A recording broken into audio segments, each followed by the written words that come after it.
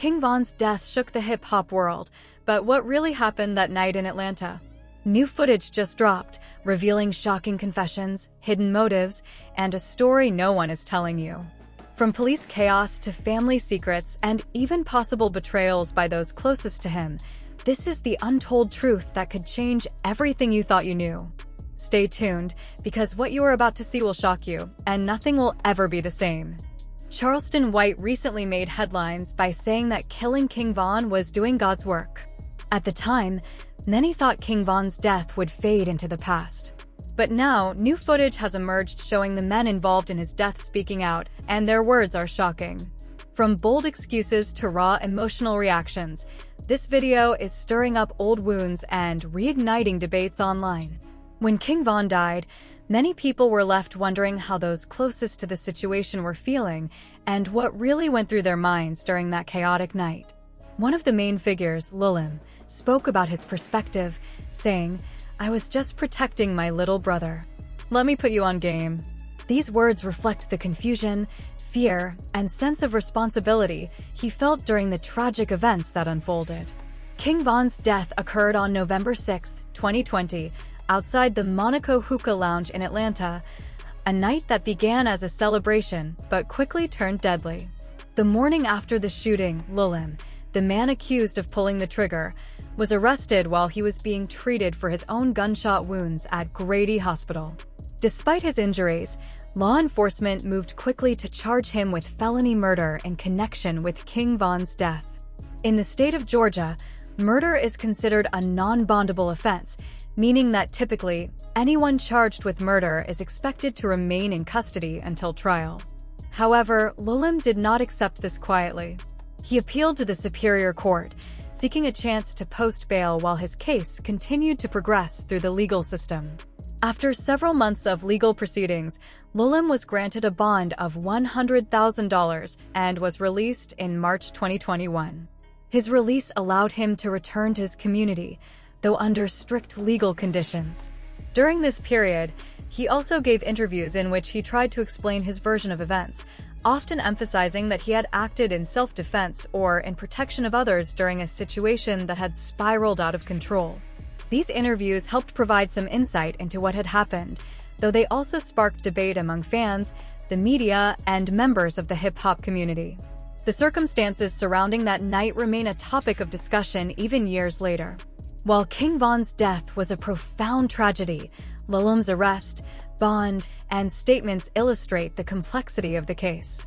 His situation highlights not only the legal challenges faced by those involved in violent incidents, but also the emotional and moral dilemmas people confront when caught in dangerous and high-stakes situations. The combination of grief, legal pressure, and public scrutiny created a tense environment that has continued to influence narratives about the event and the people connected to it. Over the years, Lulim has given multiple interviews about the incident. In one with Fukius TV, he was asked about his feelings regarding the case. His answer was cautious, "I'm just waiting." Yeah, the case was still active, so he stayed measured. In another interview, Lulim addressed rumors about $1 million bounty on his head. "Yeah, I heard about it," he said. The rumor was that Quando had the same amount on his head too. Lulim has also shared moments of regret. He once said, "I was like, damn, if Brian did that stupid last night, his would have been a lie." Yet he dismissed claims from Asian Doll, King Von's ex-girlfriend, who repeatedly said on social media that Lulim did not kill Von. She insisted, "Since when can you shoot for fighting your friend and claim self-defense?" Lulim responded, calling her statements attention-seeking, and said, "What happened happened. You cannot take it back." A major update came on August 20th, 2023, nearly 3 years after the shooting. Lulim's attorney, Noah Pines, confirmed that all charges against him had been dropped before indictment. Prosecutors reportedly believed it was self-defense and lacked enough evidence for conviction. Georgia's Stand Your Ground law allows deadly force in self-defense, and this played a role in the case. Afterward, Lulim released a song called Left to Stain, reflecting on the legal win. However, Lulim's legal troubles did not end there. In October 2022, he was arrested in Georgia on drug-related charges, including possession of Schedule 1 and 2 controlled substances and less than an ounce of marijuana. Most recently, on April 14, 2025, reports indicate Lulem was arrested again in Chatham County, Georgia, though specific charges are unclear. Despite these challenges, Lulem has continued his music career. In 2024, he released singles like Lifestyle, Forever Paid, and Motion. He also stayed active on social media, sharing details about his life. In October 2024, he announced a documentary titled The Book of Timothy, which promises to show his perspective on the events of November 6, 2020. The project includes interviews with Lulem and Quando Rondo, offering new insights and footage from that night, coinciding with renewed public attention on the case. In October 2024, Lil Durk was arrested on federal charges, including conspiracy to commit murder for hire. Allegedly, the target was Quando Rondo, as retaliation for King Von's death. This plot reportedly led to the death of Rondo's cousin, Savia LOLPAB Robinson, back in 2022. Then, in February 2025, Lou PAB's mother filed a wrongful death lawsuit against Durk, claiming he financed the plan, linking the 2020 incident to ongoing legal battles. Durk's trial has now been pushed back to October 14, 2025, due to the complicated nature of the case. Before diving into the latest developments and shocking new footage, it is important to understand what actually happened that night, because the official story and the real events may be very different. Reports indicate that King Von was leaving Opium nightclub after his album release party and heading to Monaco Hookah Lounge around 3:20 a.m. But what began as a celebration quickly turned deadly when Von ran into Quando Rondo's crew in the parking lot. Security footage shows Von approaching Rondo and landing a punch that knocked him to the ground. Von's crew joined in, attacking Rondo as he tried to escape. Within seconds, Lulem appeared from behind a vehicle, firing shots as everyone scattered. Von was hit in the torso, and chaos erupted further when off-duty police officers working security nearby also drew their guns and fired. The fight reportedly stemmed from a long-standing feud. Some say the beef started over women, particularly involving NBA YoungBoy's baby mama, Jana. She denied any romantic involvement with Von, but the rumors were fueled by Asian Doll, Von's girlfriend at the time. The situation grew even more complicated when Von reportedly dissed NBA YoungBoy on Instagram Live, accusing him of lying in his lyrics. Speculation escalated when Von was rumored to have a fling with Jana, even tweeting cryptically, "Wouldn't believe the female I just made a hit with." Photos of Von and Jana together circulated online, adding fuel to the fire. Jana insisted it was just music work, saying, "We have a song coming out. Y'all weren't supposed to know, but it is what it is." Asian Doll, however, claimed she saw the DMs between Von and Jana, confirming the rumors. NBA YoungBoy reacted publicly, posting a message hinting at retaliation toward Von's family. Reports suggest he also got back at Von by hooking up with Asian Doll, even using her account to communicate with his producer. Despite all this, Von and Quando had previously been on good terms and were even seen together dissing Von's Chicago rivals. After the shots were fired, Von's friends rushed him to the nearest hospital. Lulem, who had been shot by police during the chaos, was also taken to the hospital by Quando Rondo's crew. Both groups coincidentally ended up at the same medical facility, and thankfully, no further violence occurred. Here is where things get especially interesting. The official report stated Von died during surgery, but recent claims suggest there might be more to the story. Von's cousin, Bo, has made startling statements, saying Von had successfully undergone 2 surgeries and was expected to survive. Bo also revealed that Von's sister, Kayla B., told him he was scheduled for 3 surgeries, dropping a major bombshell on what really happened at the hospital. After surviving 2 surgeries, King Von reportedly got out of bed, began fighting with nurses, and even asked about his gun. This sudden activity allegedly caused him to go into shock, leading to his death. Von's sister, Kayla, later claimed he was supposed to have 3 surgeries, but only made it through 2 before the fatal incident. However, serious questions arise about this account. How would Kayla know these details if she was not at the hospital? Bo, Vaughn's cousin, confirmed that Kayla had left the club earlier that night and went home, never making it to the hospital after learning about the shooting. This inconsistency has fueled speculation that Vaughn may have been set up by someone close to him. Suspicious circumstances do not end there. Vaughn's manager, Track 100, stated shortly after the shooting that Vaughn had been traveling in a bulletproof truck that night, suggesting he would have been relatively safe. But Bo has recently disputed this, claiming Vaughn's usual bulletproof vehicle was mysteriously replaced with a regular truck the night he was killed. The switch raises questions. Why would someone do that for an up-and-coming artist? One name that keeps surfacing in these theories is Lil Durk, Vaughn's label boss and supposed friend. On the surface, it seems unbelievable. Durk and Vaughn were close collaborators, and Durk publicly mourned Vaughn's death through music. But speculation centers on a legal case both were facing. Vaughn and Durk were co-defendants in an attempted murder case from a prior Atlanta shooting, which could have resulted in long prison sentences for both. Curiously, in October 2022, nearly 2 years after Vaughn's death, all charges against Durk were dropped. Prosecutors said there was insufficient evidence to proceed. Court records indicated that although Durk had been at the scene, he allegedly fired a gun, as seen in surveillance footage and reported by a female witness. Yet, Durk faced no indictment. Georgia District Attorney Fani Willis remarked, if co-defendant Devon Bennett, aka King Von, had not died in 2020, he would have been indicted for this incident. This led many to speculate that Durk may have cooperated with authorities, effectively placing the blame on Vaughn, who was no longer alive to defend himself.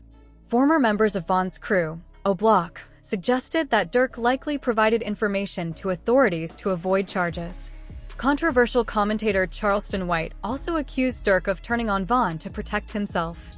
Adding to the conspiracy theories, prior to Vaughn's death, one of Durk's lawyers, Nicole Mormon, was reportedly caught on camera posing as airport security and searching Vaughn.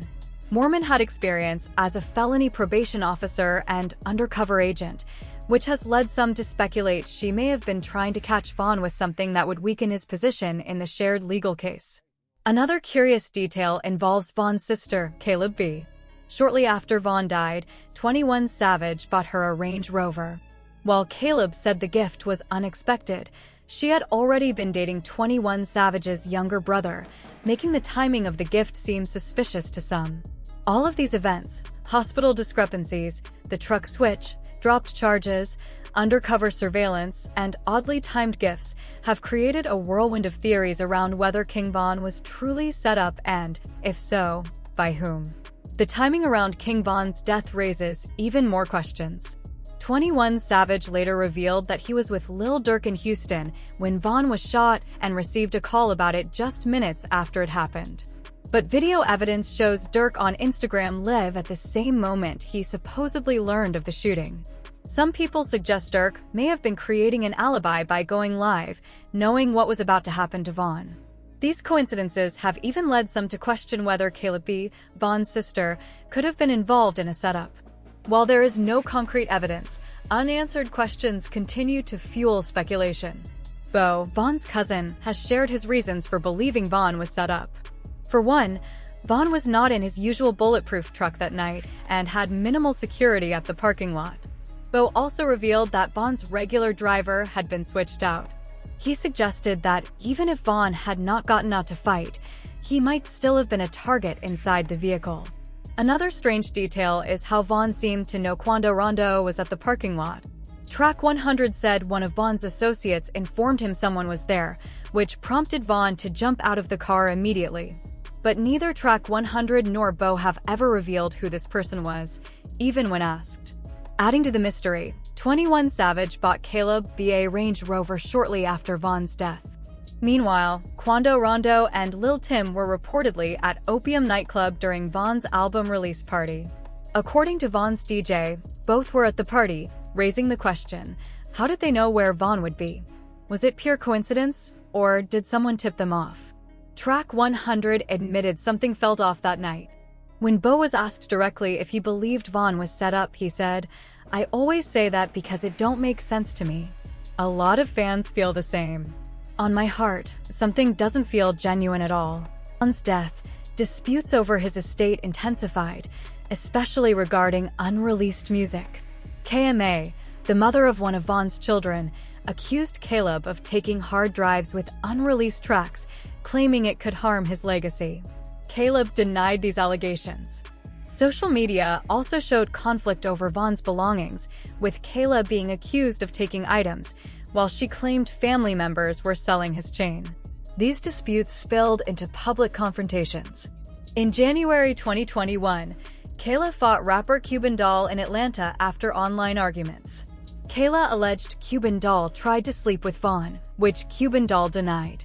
Other social media conflicts involved Kayla's son, Lil Tony, being cropped out of a picture with Vaughn's children, further escalating tensions.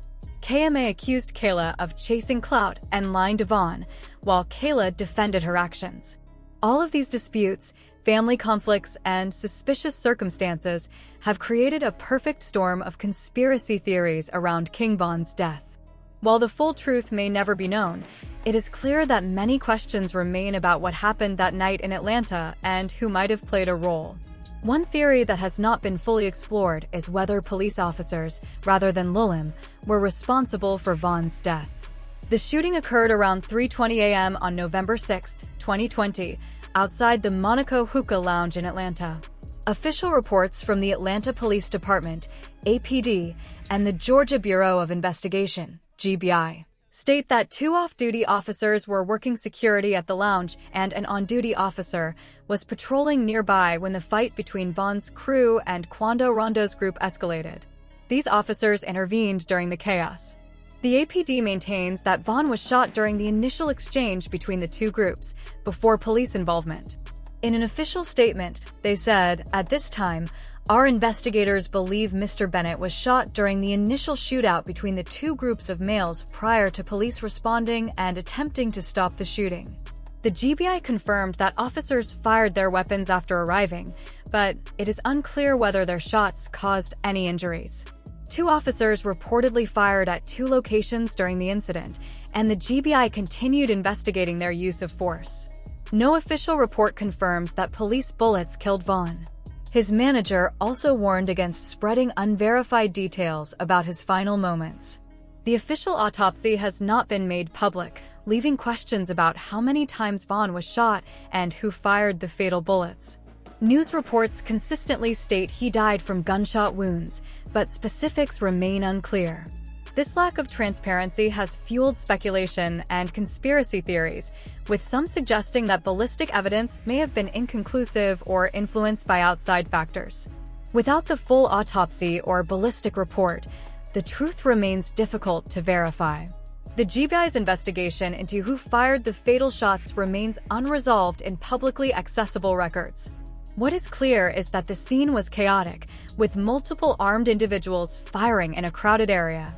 King Von's case highlights how hip-hop rivalries can escalate into deadly violence, with consequences that last for years.